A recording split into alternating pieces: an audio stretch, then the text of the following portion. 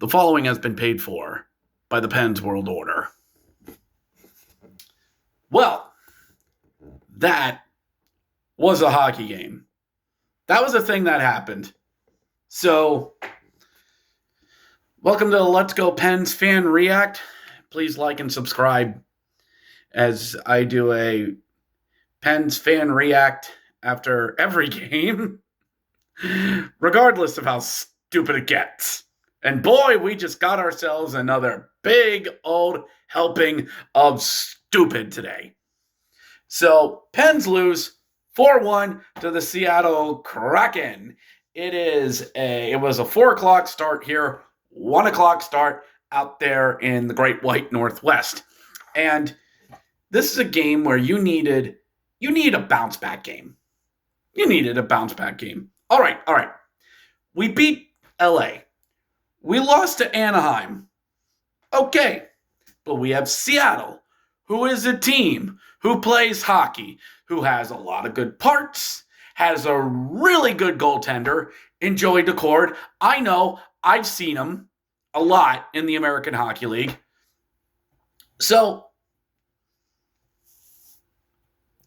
I came into this game with hope. And that was my first mistake. Pens fans, don't have hope. Don't. Because first goal is given up. Try on the board is a freaking 3-on-1 that gets given up. All right? So the Pens have a lot of good in-zone time. Moving the puck around, getting the puck around the perimeters, going hoo-ha, hee-ha.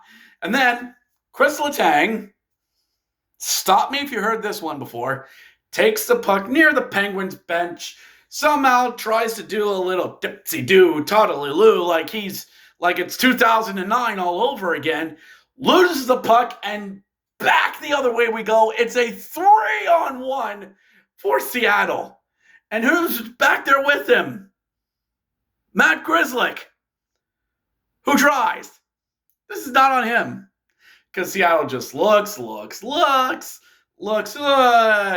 And Grzelcyk respects the pass as he goes left. Because he has to take away an option. So Beniers just throws it to the left. And there's Oliver Bjorkstrand just looking at Joe Blomqvist going, hi, in the net. And it's 1-0.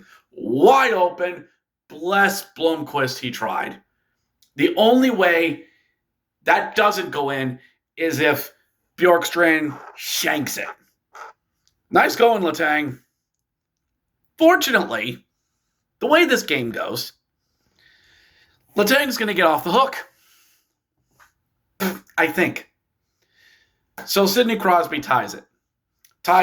Richard Raquel goes below the net, looks out front. Sidney Crosby right in the back of the net, beats Joey Daccord all alone in front and scores for his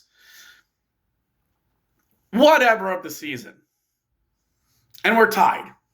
And you think at this point, okay, Pens give up a turnover that gets in the back of the net, and they score 2 minutes later. Okay, it's a wash at this point. And then a questionable penalty gets called near the end of the second. And the Pens are trying. They're meh. But Joey Daccord's better.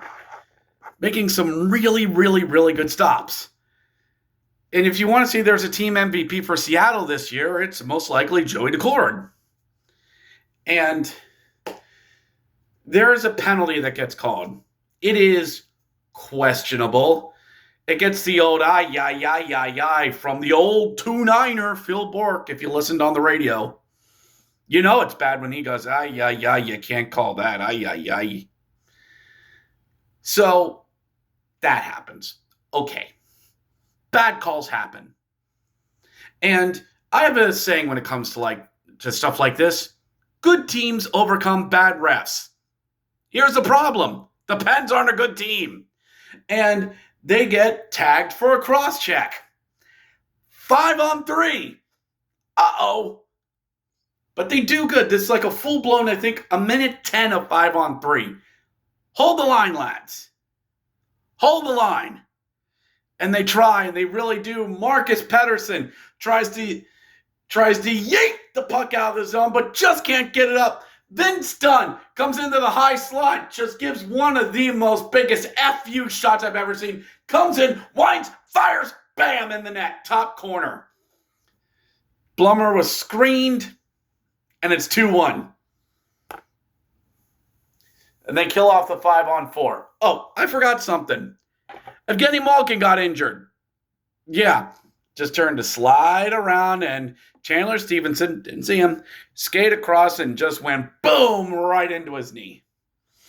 And, you know, honestly, I don't think it would have made that much of a difference. Because Malkin gets injured.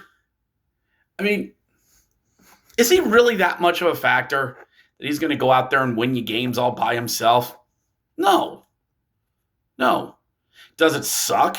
Yeah, it sucks. But that's not why we lost this game. We go into the third.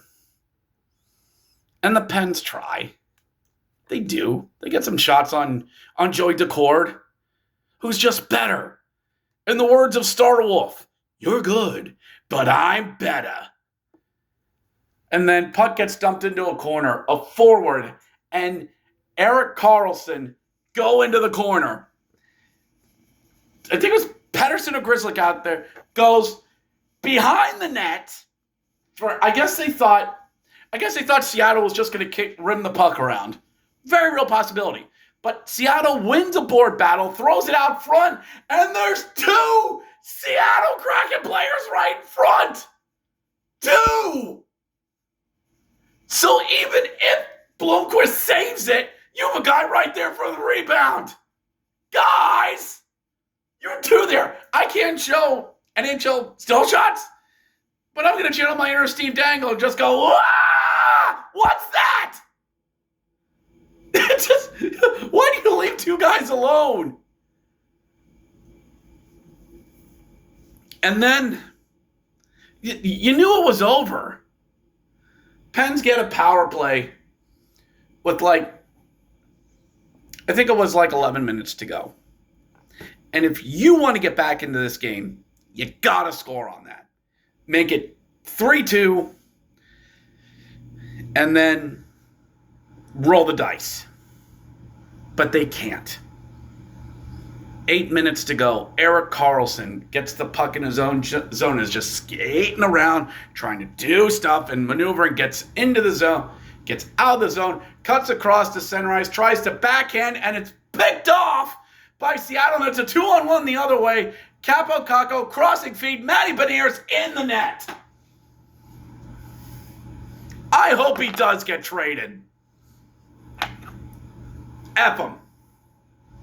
I hope he does get traded. Core for my butt. 4-1, and we're done. 4-1. There's a team that can't close, and there's a team that can't even get out of its own frickin' way. 4-1 the final, back-to-back losses, and if I'm correct, I don't think they're going to break 500 on this road trip. You lost the weekend. Well, you lost the week. Let's see. Do you think processing? Well, yeah, you could break even on the week. If we go from Monday to, wait, no, we don't play till Monday. So no, you lost the week, 1-2, and you have San Jose on Monday. And I'm going to ask a serious question. Can we beat San Jose? Real talk. Can we beat San Jose with Georgie in net? I'm being serious. Because these were 2 games that were winnable. And again, if you want to climb back in, you got to win these games. I mean, yeah, Seattle and Pittsburgh are similar in what they are. 2 teams that had wildcard aspirations and are not where they want to be. But I hate to say this. It seems like Seattle has the heart and we don't. I hate to say this. And as soon as that fourth goal was scored, Carlson just skates over the bench like, my bad, bro, my bad. And everybody has their head freaking down on that bench because they know they're beaten, they know they're doomed, and we have 31 more games of this crap. The countdown's on. Fire sale, you say? Fire sale. The matches are lit. As the kids say, it's lit. The matches are lit. I'm just waiting if somebody has the stones to actually drop them. And I said this last time, and frickin' Jari got sent down to the AHL. So, if a fire sale is or isn't going to happen, like the matches, drop them, and let it spread. Wait, bad choice of words. And if you're... Then, I can't say that either. If you're going to start shipping people off, ship them off. You saw what happened with Mikko Rantanen yesterday. You can make trades. You can ship them off. You have players and dealers out there. If you're going to trade and get young and tap out on this season. Or if you somehow think that this roster is good enough to do anything, say that and stick with it. But bleeper, get off the pot. And by the way, Sully ain't getting fired. We're well beyond that point.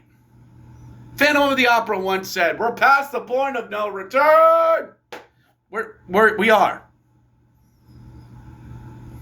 31 more. 31 more. Let's see what happens. But this is just all this is the same problems. Our defense is turnover happy and can't cover. We are old, we are slow, and we're just not good enough. But nobody wants to do anything. And nobody will. See you Monday. See you Monday in NoCal. Let's see what happens. Let's go Pens. Oh, one more thing. I ain't stopping doing this. I'm here to the end. I'm staying on the roller coaster until the end. So, let's see. Let's go Pens.